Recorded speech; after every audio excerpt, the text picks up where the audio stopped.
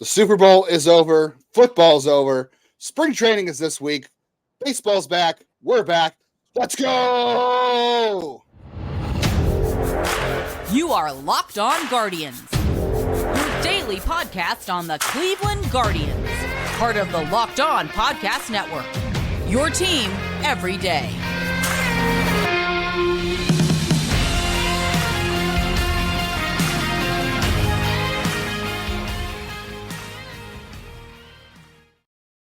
Hello, everyone, and welcome to the show. Today's episode is brought to you by FanDuel. Make every moment more. New customers join today, and you get $150 in bonus bets if your first $5. If your first bet of $5 or more wins, visit FanDuel.com/lockdown to get started today. It's a cat. If you're not sure what's going on down here, I shifted the camera so everyone can see why I'm doing weird hand movements. I'm doing this so hopefully she doesn't smack me in the face again in the middle of recording. Today is Corey Kluber Day on the show. Oh, good. Nicely done. Nicely done there. If you are listening, he just brought up the gif that one of our listeners made of me getting smacked by this very cat. Corey Kluber, if I can start off by telling a funny story. When the Guardians traded for him way back in the day, you know, when he was part of that 2010 trade, I was writing at Indians Prospect Insider. And I remember getting excited for this trade and then realizing I had misunderstood it because I didn't know they were getting Corey Kluber. I thought they were getting Corey Lubeck, who was like a top five pitching prospect, who was a kid from Ohio State, I believe, too. I remember that one. And I was like, no, it's a good trade. And then being very disappointed. And if you don't remember the kid from Ohio State, it's fine. It didn't work out for him. And about the only thing we could say at the time for Corey Kluber was he missed a lot of bats in AA. And at the time, this was an organization that, much like how they are struggling with power now, could not for the life of them get pitchers who struck guys out. This was an organization of soft tossing guys and could not find. I mean, even look at CC and you look at Carmona and to a lesser degree Cliff Lee. Cliff Lee missed bats, but Carmona and CC were not guys who missed bats. Like, even when they were successful, it was not with high K rate. So he became interesting. And then, you know, we'll get into all of it, but Corey Kluber gifted us Clase and a walk-off postseason victory. So even when he left, he was doing great things for Cleveland. Greatest pitcher, I'm 42, in my lifetime. And that's hands down. It's not even close. Yeah, I just turned 35, and I agree with you. That's the same thing. You've watched the Super Bowl. Today's the Kluber Bowl. I actually heard a rumor that Kluber wanted to come back to Cleveland for one more year, but he wasn't willing to gift Tanner Bybee a Porsche to get number 28 back. So he couldn't get his number back, so he just retired. That story is not true. We just got that from a very wonderful everyday listener who gave me that joke, by the way. I can't take credit for that. Because Ohtani gave Joe Kelly a Porsche for his number. Yes, that was the joke. To explain that one fully. Tanner Bybee is now number 28. You're talking about the trade.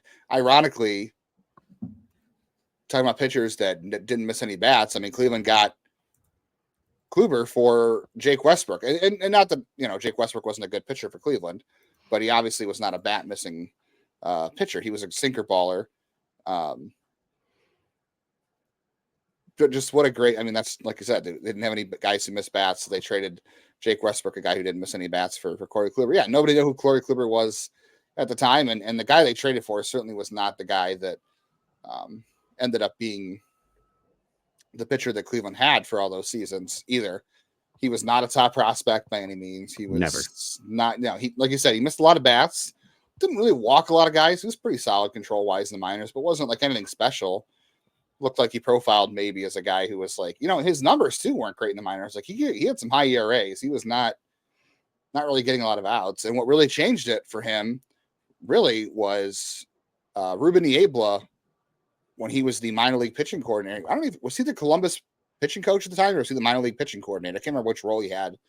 I remember I just read Jordan Bastian's story about it on Friday after the news of the retirement. And it talked about during a rain delay in Columbus, and Kluber had kind of messed around with the two-seam and bullpens didn't really throw it. He was a four-seam curveball changeup guy, and he had a cutter too. And obviously the four-seam didn't really work well for him. But Niebla, you know, he saw the two-seam in a bullpen, I think, during a rain delay or something. And he told him to try it in the game, and it worked. And the two-seam, he could control it better. He could throw it, backdoor to lefties and inside to right or outside to righties. And it really profiled well off of his breaking ball, which, we never really understood if what Corey Kluber threw was a curveball or a slider. He always just called it a breaking ball because it was one of the best breaking balls I've ever seen. It's just, that might have pitch been the best. Yeah, it was insane. I don't really know what it was, but it was insane. And it just worked. The profiling worked so well off the two seam because of their movements mirrored each other. And the cutter was always good for him. The four seam he didn't really use. And then the changeup he barely used too, which was hilarious. But that two seam with Niebla in Columbus, whether Niebla was the pitching coach or the minor league pitching coordinator, really worked out. That's what made him take off. But like you said, he wasn't the top 100 prospect. This organization's pitching was in, I don't want to say shambles, but it wasn't good. He wasn't even a guy who was ever in the top 10 for San Diego. Just one side note, so I don't get in trouble, because Corey Lubeck did play at Mason High School. He's an Ohio guy. He is one of those rare people who were essentially never came back from Tommy John. Actually had some pretty good numbers, got to the big leagues, was a solid guy. So I know this is about another Corey, but I just want to do a self-correction in here. He was a solid pitcher, and then the rare guy who didn't recover from Tommy John. But yeah, I think it's interesting because not only was Kluber not a top 100, when they got him, he wasn't a top 10 prospect. He was never a top 10 prospect, even in his own organizations.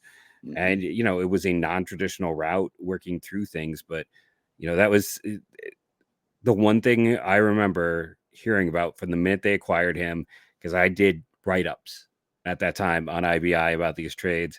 And then our mutual friend, Tony Lastoria, hopefully he listens to this one, had inside connections with the front office. So we would get some inside dirt that we couldn't always share. And the inside dirt was just, he misses bats. And like I said, it's interesting to the cyclical nature of things, where that was something this organization was terrible at, was missing bat pitching. And this was the guy who started to turn that in a lot of ways. This was, like I said, Cliff Lee was actually very good at strikeouts. He's better than you remember him before his breakout year. He had some solid seasons. The breakout was entirely different. And then the injury, if he's healthy in 07, how much different things go. He was terrible in 07. He was, but he also had health issues that year. Yeah. But and this trade for Kluber too, I think preceded the Ubaldo Jimenez trade. So Kluber was in the organization before Jimenez. They traded for him in 11. And I mean, a lot of people were mad they didn't get Ludwig in this deal too. That was the other part that caused a lot of anger. Ludwig was a right-handed power hitter in the outfield. Yes. Yeah. And remember the time, this was after the draft. So they had already had Drew Pomeranz and Alex White in the system. That was them trying to turn pitching around, which obviously, Pomeranz went on to have a decent career as a reliever, and Alex White turned into nothing. But like that, the organization was searching for pitching at the time very badly. Like I said, this trade preceded that. So at the time of this trade, everybody was high on White and Pomeranz as the future of the rotation. And Corey Kluber was just a 24-year-old minor leaguer that, like I said, had some interesting stats, but nobody really knew a whole lot about. Things really changed in the minors when in 2012. I think it was 2012 or 2013. 2013, well, I might have been 2013 because remember, he was 27 in 2013. Yeah. He was not good in 2012 when he made his debut with Cleveland. No, he pitched 4 innings with Cleveland in 2011. So a year later, he was in the majors. 2012, he was not good. It was pretty bad. And then 2013, he had a really good run at the end of the year. And I think he had I want to say a finger injury that knocked him out. Like he had a blister or some sort of cut on his finger. So that knocked him out of 2013, but he had a really good run there. And obviously, I think after that run in 2013, we thought, okay, this looks like a really good mid-rotation guy. Like this is a guy you can put at number 3 or number 4 and feel really good about for next year. Nobody had any idea what was coming the next season, obviously. No. In full discourse, I thought after 2011 and 2012, I was like, I think this guy maybe is just a really good reliever because he could miss bats. And I was like, and he hadn't shown that as to quite the same degree in those short runs, but he also, there were just little things popping up, some big variance to the data in terms of like home run rates and stuff like that ended up bouncing. But that 2013 year, I was like, yeah, this guy's all set. And I can't remember, if they just came in 2014 with a more established rotation or what was going on that year. No, I mean, he got 34 starts, so he was there from the start. But it's like that 2013 year, he definitely, by the end of that, I was a full-on believer. The 13 rotation was, at the beginning of the year, disastrous because you had Masterson, Ubaldo in the first half wasn't good. You had Scott Kazmir was good. And you had Brett Myers, which I think and you had Zach Tomlin and McAllister Carrasco, was actually that's right. That was a good year for McAllister. Ubaldo closed well. Masterson had a good FIP. Everyone had a good FIP. If you look at like everyone in that rotation did a pretty good job. The 13 pitch rotation was good. Yeah, and let's see, Carrasco got 10 starts. That was that the year that Carrasco was still throwing at people and people wanted to cut him? Like the kind of humor of it now, looking back. Threw at Billy Butler's head. Yeah, I can't remember. Yeah, threw multiple times. I remember the number of people I had to be like, listen, he's a young guy. Let's not, and like he's 26. But Carrasco really struggled, hadn't figured out. Danny Salazar had 10 great starts that year too, towards the end. Because that's the year they made the postseason the playoff team, right? Didn't Salazar start the postseason game? The wild card game against the Rays. So it was, they had to go 10-0 at the end of the year to make that to host the playoff, the wild card game. And Masterson couldn't even start because he had just come back from an intercostal strain, so he was only available to the bullpen. And I don't think they didn't use Kluber that game either. I don't think. No. I think Kluber might have been hurt too. I can't remember. It's like Jimenez was in the potentially for that, and he had been a monster for them down the stretch. But it didn't, like Salazar was the prospect. It was not all about Kluber then. He was never the guy. Nick Hagedorn, who pitched in the relief role, was at points a bigger name for this organization as a prospect. It's just very interesting. You even had David Huff appear in a few innings. Speaking of guys who probably were higher rated. Forget about that one. But I think that's what's kind of magical about Kluber. I know we got to take a break here in a moment. Compared to a lot of the other guys who came up, is we got to know the other guys, and we kind of expected, all of them to be successful. Bieber and Clevenger, I think, unless you were really deep in the system like you and I were small surprises with how good they became. But you and I spent time in the minors and knew that those guys were much more valuable than they were being given credit to, but they were still top 10 prospect guys. There were still guys who were close to top 100, though Bieber never made one, and I don't believe Clevenger made one either. But at least there was some discussion on that. Kluber was a guy who was none of that. Like, he is the guy who came from Stenson, who's now produced more guys, a university that's had success, but he came out of nowhere on so many different levels and became, like I said again, the greatest Cleveland Guardians / Indians pitcher of my lifetime. Talk about Kluber's place in franchise history. We'll talk about some of the greatest moments of his career in Cleveland and the lasting impact he has on the Guardians' pitching factory, all coming up. Well, we know football season is over as of today, but you can get buckets with your first bet on FanDuel, America's #1 sportsbook. Right now, new customers get $150 in bonus bets with any winning $5 bet. So that's any winning $5 bet. $150 if that one wins to you in your FanDuel account. Right now, this bet won't pay off for months, but I was looking at the Rookie of the Year voting for 2024, the Rookie of the Year odds. Kyle Manzardo, plus 1,800 right now, so you can go in there, put $1 down on Kyle Manzardo and get yourself $18. Brian Rocchio is listed on there right now. I have to find where he was at. He was a little bit lower.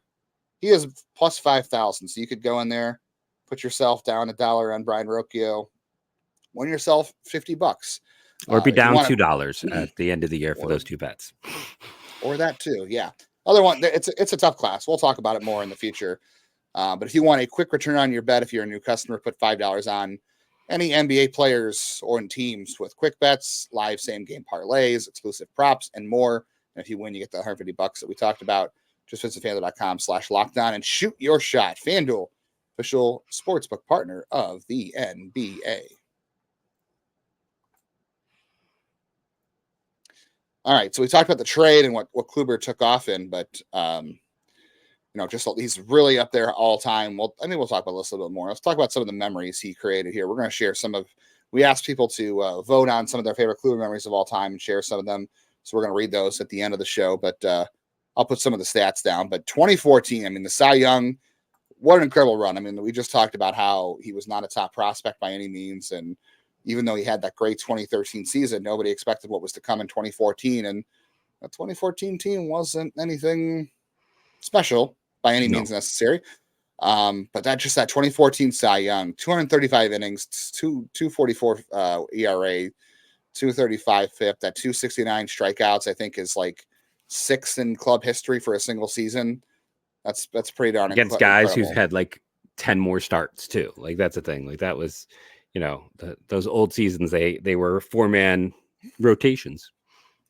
Kluber ranks third all time in the organization of strikeouts at 1461. I mean, no one. It's going to be very hard for anybody to touch McDowell or Feller because they're both way above 2,000 strikeouts. Yeah, and they pitched here so long. Yeah, they both. I mean, McDowell had 300 games pitched here, and Feller had over 500. Kluber threw 208 games here, and he made it to third. I mean, he passed guys like Bob Lemon, Early Wynn, 208. Sabathia, Harder, Mike Garcia, Gary Bell, Louis Tiant. Yeah, he won 9. Yeah, he won 98 of 208 starts. I mean, we know win-loss is garbage, but still pretty good. I mean, to be in that position, I mean, that's 15th. He's 15th in wins, and I mean, his short run here, he's 8th in pitcher win behind Bob Feller, Stan Kovaleski, Mel Harder, Addie Joss, Sam McDowell, Bob Levin, Early Wynn. All of those guys pitched longer in Cleveland. Like that's the thing. He doesn't see Sabathia is down here at 15th. Gaylord Perry 14th. Like guys who had similar lengths. And pitching and wins in WAR. Oh, WAR. Okay, WAR. Like comparing the different eras. No, I mean, in wins he's 15th. He's behind. Yeah. He's again, pitching wins is one I struggle with, but like he's one of the great pitchers in WAR. Yeah, he's one of the great pitchers in franchise history. Just full stop. Yeah, and then the 18 strikeout game against St. Louis in 2015. And I think people forget how good Corey Kluber was in 2015 because he lost 16 games, which actually led the American League, which was unbelievable. But he had a 3.49 ERA, but a 2.97 FIP because the defense was god-awful that year. He walked less batters in 2015 than he did in 2014. He had a lower whip. He had less walks per nine. And he was fantastic in 2015. He had more complete games. Just the defense kind of let him down. But the 18 strikeout performance against the Cardinals that year in 2015. I've never seen a game like that before in my life. And that was the one that hitter. Bob Feller's widow was at, right? Is that the one? Yeah, she was at that one. Yeah, Zach just put that in his article on The Athletic. That was really good. He hit a batter in the first inning of that game. I didn't realize that because I thought it was a perfect game. It was not, and I don't think he allowed a hit until it was the second inning. So did he allow a hit in the second inning? That was Cleveland. No, the hit was at the end there, but the hit batter was. Did he have a no hitter? He had a no hitter going till late, I believe. The no hitter was over in the seventh. No, that's also them. I don't know when the no hitter ended for him. Then the seventh inning, Johnny Peralta, of all people, really. Yeah. You know what's wild is that Kluber did go on to throw a no hitter for the Yankees in 2021. Out of all the pitchers in Cleveland the last decade that have been really good, I always thought Kluber would be the one to do it. And we had in 2015, we had I think Salazar and not Salazar, Carrasco and Cody Anderson of all people, like back-to-back weeks, I think came very close to a no-hitter. I mean, Zach Plesac came close against Seattle. Like a lot of guys have come so close. And then this was as close as Corey Kluber ever got with Cleveland. So of all the guys I thought would break that streak for Cleveland was going to be Corey Kluber, and he never did. And then there's go ahead. Okay, I just want to point out too. It's like we focus on all the Ks and everything. Kind of what made him special is like he's also has the 9th lowest walk rate of any pitcher in Cleveland. Like, of course, Josh Tomlin's one. You got guys like Red Donahue, Addie Josh, Bill Barnard, Cy Young, Dick Donovan. I believe all of them were like dead ball era, and Paul Bird, and that's literally. Paul Bird is 6th lowest walk rate. And then you have Corey Kluber and then Greg Swindell and Shane Bieber. That's how, like, not only did he miss bats at pretty much his strikeouts per 9 are behind Danny Salazar, Shane Bieber, and Mike Clevenger. Those are the only guys ahead of him. So he had this elite mix in terms of strikeouts and walks, and just people focus on the wrong things with him. And it always annoys me to no end. Speaking of annoying to no end and not focusing on the right things, I know a lot of people. I'm not going to read any negative comments on the air about Kluber today because this episode is all about celebrating the greatness of Kluber in Cleveland. Because I know a lot of people like to focus on, they didn't win a World Series. He was bad in Game 7 of the World Series. Because people always forget just how crazy his 2016 run was. I mean, he started on 3 days rest 4 different times that postseason. He started 3 games in a matter of I think 10 days in the postseason in 2016, and up until Game 7, this is if you watch on YouTube, the numbers are up there. But I mean, and he in 30 innings and over 5 starts up until that Game 7 start, when he was just out of gas because he had carried the team on his back with Andrew Miller, an 0.89 ERA, 35 strikeouts in 30 innings, 8 walks. Cleveland was 4-1 in those 5 starts. The only one they lost up until the World Game 7 was the start against Toronto in Game 4, and he didn't pitch that bad. He was just, that was the first time he had gone on short rest, and they just weren't up to par that day. But people just forget. Like, I know people were like, he was terrible in 2017, the playoffs, 2018, everybody was cooked. People just don't realize like how impressive that run was in the playoffs in 2016. They just focus on Game 7 and they just focus on the rest of the playoffs, but he was so incredible. And they obviously don't make the World Series without Andrew Miller. But Corey Kluber was, yes. I mean, Tomlin and Bauer were, I mean, Tomlin had a couple good starts, and Bauer was Bauer, but Corey Kluber literally put the team on his back with Andrew Miller to get to the World Series that year. He put his right arm on the line, and Miller put his left arm on the line, and that's a big part of their legacy. Yeah, and I distinctly remember like listening to a Chicago broadcast when Cleveland went up, and they're like, we have to face Kluber twice, and like essentially declaring the series over. Like, and yes, he ran out of steam because Salazar got hurt, Carrasco got hurt. They didn't really have that really strong fifth starter, and people forget Trevor Bauer was middling back then. Like, he was not an ace type. He was just, solidly mediocre. And yeah, he carried this team. He put them on his back, and, Miller and him. And it just felt like that postseason was so stressful because if it wasn't Miller or Kluber, you're like, I don't know how. Yeah, Allen and Shaw were really good too. Don't forget about them. They had great postseason runs that year. Allen didn't allow a single earned run that postseason. Everyone talks about Andrew Miller's postseason run, but Cody Allen did not allow a single run. But I think it's because Miller pitched so many more innings. Like, he did, but Allen was just as good. He was, but outside of those big three, you just always felt like something was going to fall apart. There was no trust in anyone else. And yes, I get Cooper ran out of gas, as anyone would in that situation when, it was just an unbelievable situation. He, like, the fact that he lasted as long as he did is kind of amazing. And they just did not have anyone else they could go to. And that stinks. And it was an unfortunate timing with all the injuries, but also shows again why we talk about the postseason is a crapshoot, and it comes down to just a few moments of dominance. And again, Corey Kluber, fantastic. 3 starts in 7 days, I should say. That's just that's ridiculous. I know Madison Bumgarner has done that, but it's hard. It's not easy. That's why it's special. So.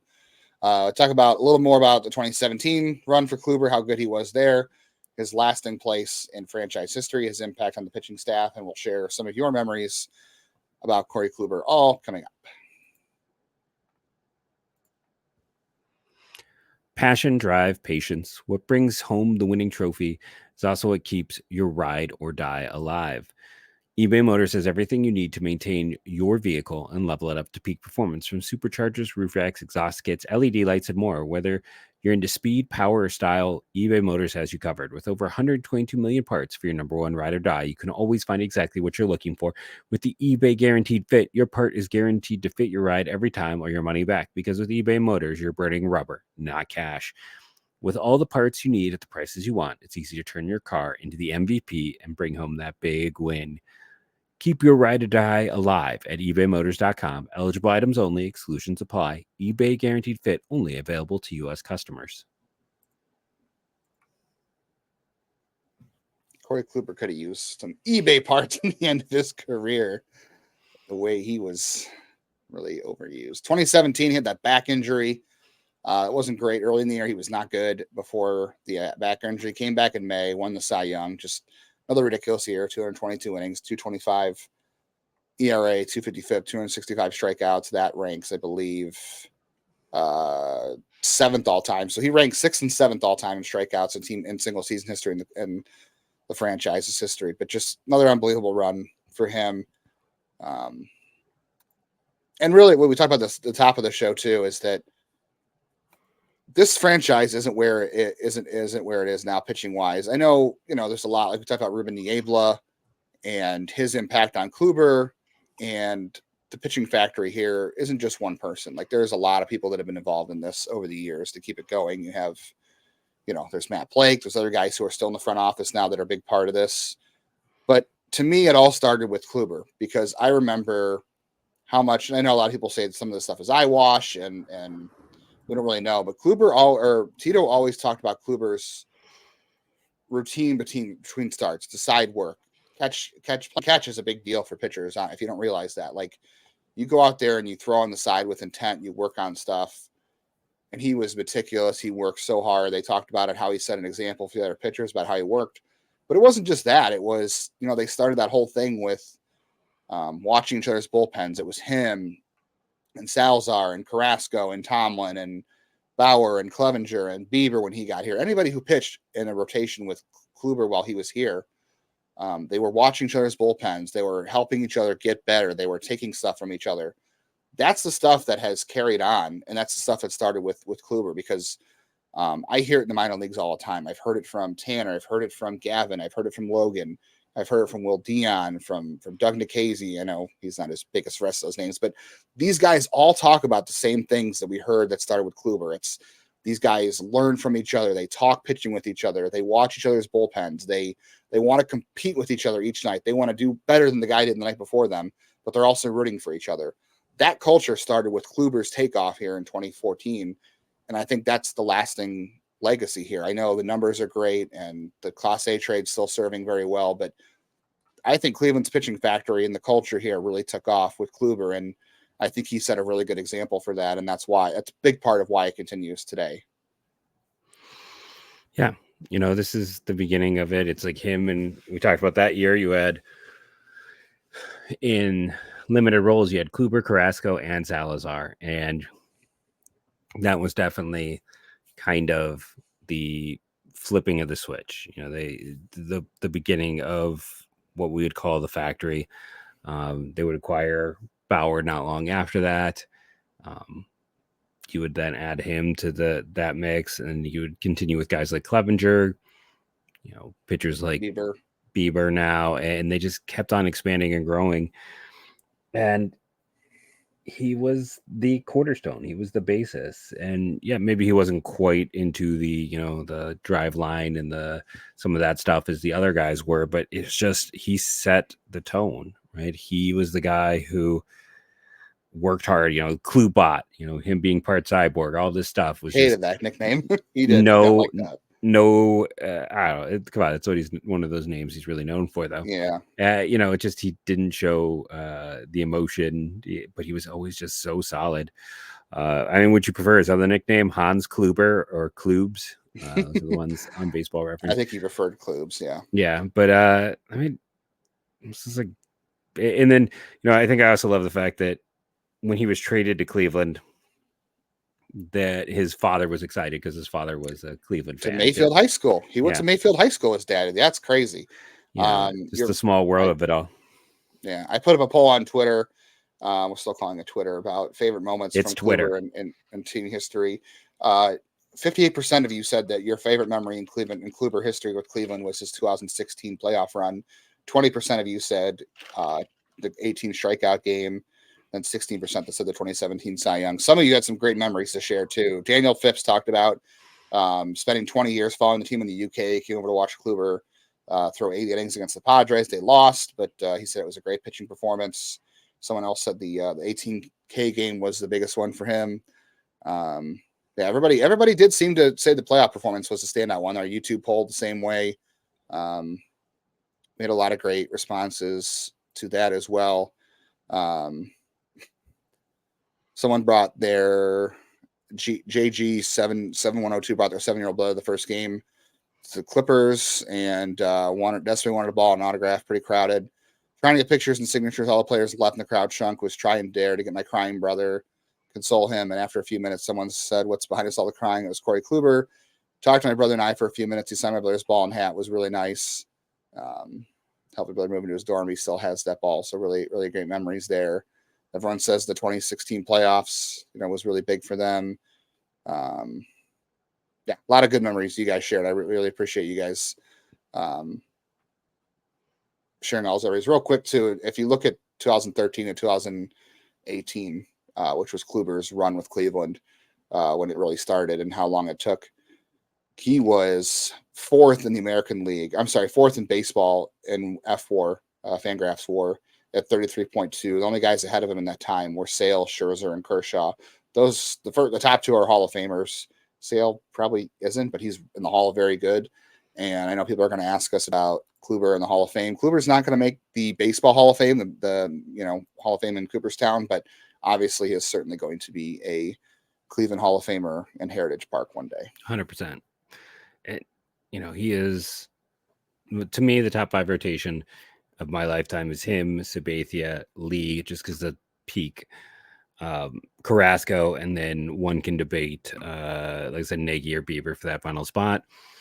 I also want to say, we just saw a guy who had a natural aging curve. It would have been curious if he had figured things out earlier. Maybe he'd have a better chance. But the plain and simple truth is, while his peak is so high, it took a while to get there, and that unfortunately will be why he doesn't have any shot at the big Hall of Fame. Yeah. Mutant Mango Man Morgan, Ogan, Mango Man, I think on YouTube said he was in Italy and stayed up for the 18 strikeout game. Said it was a random decision to stay up, but he was glad he did, obviously. Just an incredible run. And like you said, the Class A trade continues to bear fruit. So, and then I know people talked about the Oscar walk-off. I feel really bad for Kluber that he didn't get to go out on a good note. That's my thing. He got hit by the line drive in 2019, and that was the end for him. And then he got traded in 2020. And then the lasting memories of him for Cleveland are the Oscar walk-off in 2022. And then 2023, don't forget, I think Jose Ramirez hit 3 home runs off of him, or 2 of the 3 home runs off of him when he was at Boston. So don't let those memories cloud your mind. Think of the 2016 playoff run. Think of the Cy Youngs. Think of the 18 strikeouts. Think of his lasting impact in the start of Cleveland's pitching factory.